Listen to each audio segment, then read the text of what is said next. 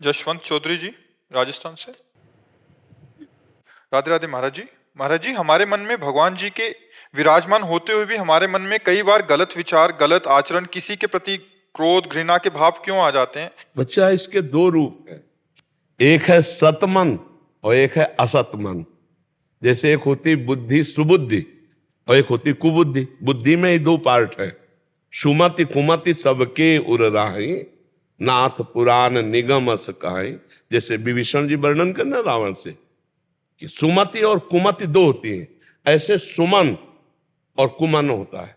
एक कुमार्गगामी मन होता है, एक सुमार्गगामी मन होता है। वही मन तुम्हें बुरा महसूस करेगा। देखो, जैसे तुमने 5 मिनट नाम जपने का नियम लिया, अब उस 5 मिनट में आपसे कोई बात करने आए तो आपके मन को बुरा लगेगा कि मेरे 5 मिनट के भजन में हमसे बात करने क्यों आ रहा है। तो मन का एक अच्छा पार्ट है और एक बुरा पार्ट है। जैसे बुद्धि में एक सुबुद्धि है, एक कुबुद्धि है। तो अच्छे पार्ट में भगवत भाव, सच्चाई की बातें भरी हुई, जितना तुमने अनंत जन्मों में किया है, और बुरे पार्ट में बुराई की है। ऐसा कोई नहीं है जिसमें अच्छाई ना हो, और ऐसा कोई नहीं है जिसमें बुराई ना हो।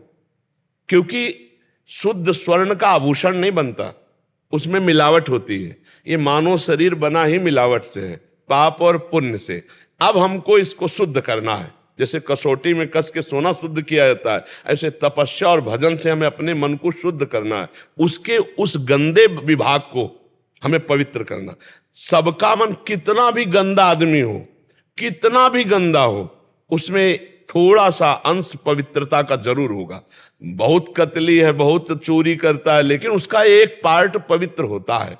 अब अधिकतम या न्यूनतम ये इसमें देखा जाता है। कोई अधिक पाप वाला स्वभाव वाला होता है, कोई अधिक पुण्य वाला होता है, लेकिन ये दोनों पार्ट होते हैं। तो देखो, कभी कभी मन अच्छी सलाह देता है। जैसे आपको वृंदावन लाया, साधु संग करवा रहा है, ये मन ही तो करवा रहा है, नहीं मानते हो ना।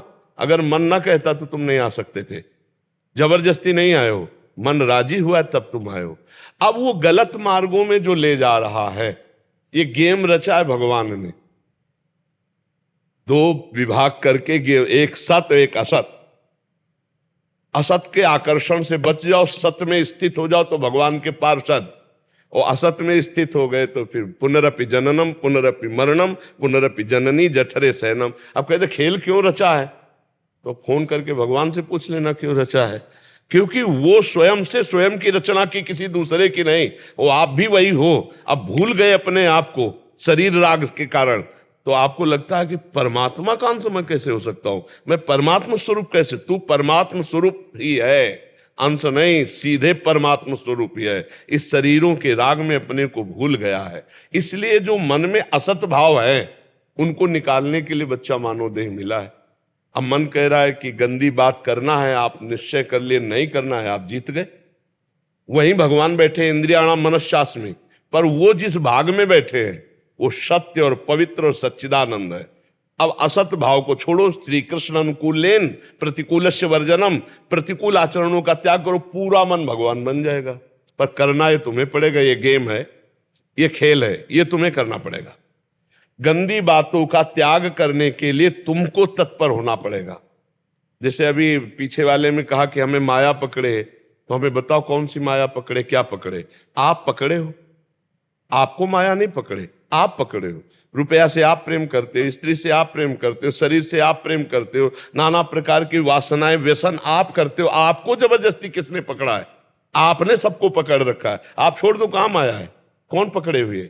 आप ही शरीर राग से, आप ही नाना प्रकार के आचरणों से फंसे हो।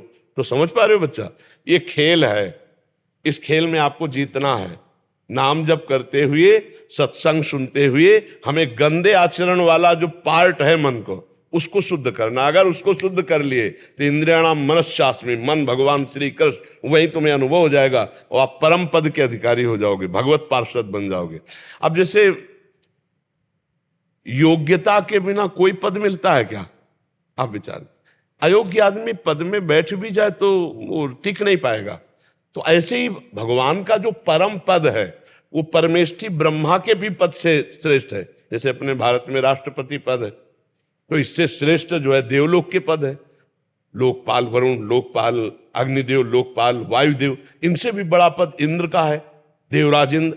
फिर इनसे भी बड़ा पद जो है गंधर्वों का और प्रजापतियों का, फिर इसके बाद सबसे बड़े प्रजापति पारमेष्टि पद ब्रह्मा जी, और उससे भी बड़ा पद है भगवान का पार्षद पद, भगवान का दासत्व पद। तो अब काम विजयी, क्रोध विजयी, लोभ विजयी, मोह मद, इनसे विजय प्राप्त किया हुआ, सब में भगवान की भावना, वो भगवत स्वरूप माना जाता है। तो अब उसी मन में भगवान है, उसी में भगवान है, पर वो प्रक्रिया के द्वारा मन के असत वासनाओं को हटाकर भगवान को प्रकट करना होगा, यही साधना है।